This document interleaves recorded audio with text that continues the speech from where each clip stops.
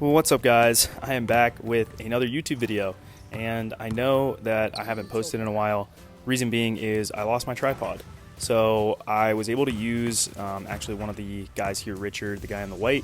I was able to use his tripod, so I was able to do a voiceover for you guys and film the session. Anyways, so I am visiting UMD this week with my identical twin brother. That's him in the yellow there, dunking, and I invited two of my athletes out who actually, ironically, or coincidentally, I guess, recognized my twin brother last Saturday, and they were dunking, and then basically were like, "Hey, are you John's brother?"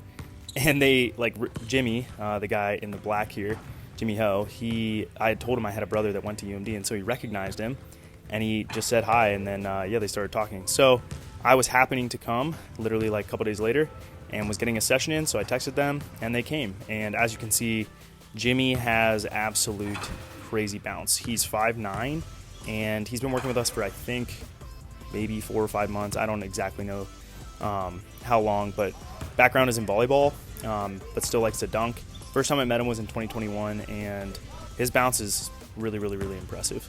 And then Richard is the other guy, his friend, Richard Tan. Still kind of getting used to dunking and the timing of it, so he struggled a little bit with the lobs, but definitely has the vertical to do two-handers, I think, pretty easily. As you can see here, my brother is dunking pretty easily. He's actually a distance runner, so it's really interesting when you actually look at the differences between my brother and myself, right? Because as genetic clones with completely different, nature and nurture, you can just make a comparison that is really interesting. So for him, he's done 800-meter workouts. I've done sprint workouts, and high jump and stuff like that my whole life, and dunking. And you can see that he still has a lot of bounce. His reach is actually, I think, 1.5 inches higher than mine. So I think his reach is it's the same as Isaiah's, so it's about 8'1". Mine's 7'11". But he still, can get up a little bit. In comparison to Jimmy and I, obviously, there's a difference, but he's still got a little bit of bounce. Jimmy was struggling a bit with some of the lobs, but he just jumps so high that it's just fun to watch. So you'll see here I actually hit a windmill, which I was really, really happy with. My vertical has been pretty much sustained at a very high level the last month. Last time I posted, you guys know that I was with, I think, Christian, and that's whenever I lost my tripod.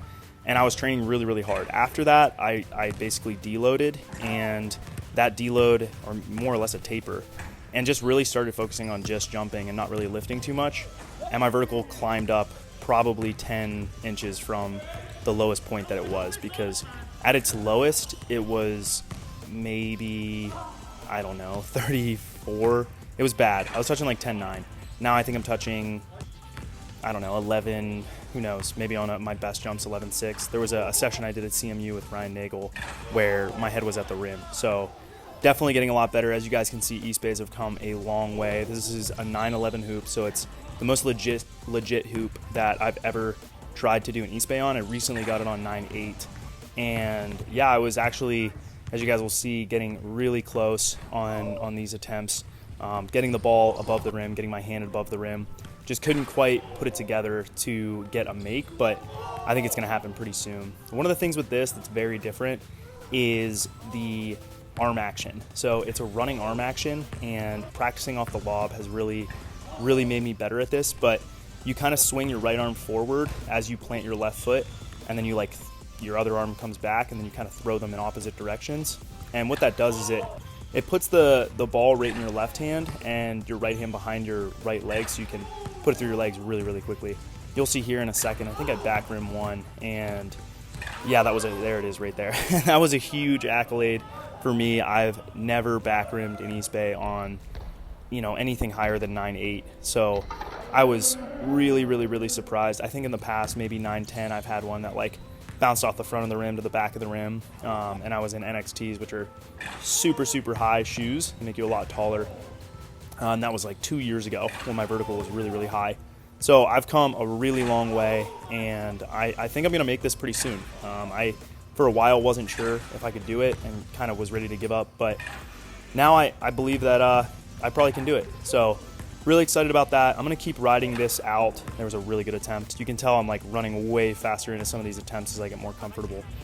But I think I'm going to keep riding out this, phase as long as I can and see what my vertical, can stay at or at least climb up to. I think I probably hit my peak with it, but who knows? Anyways, that's the video, guys. Hope you enjoyed it, and I'll be posting more frequently. So make sure you like, comment, and subscribe, and we'll catch you later.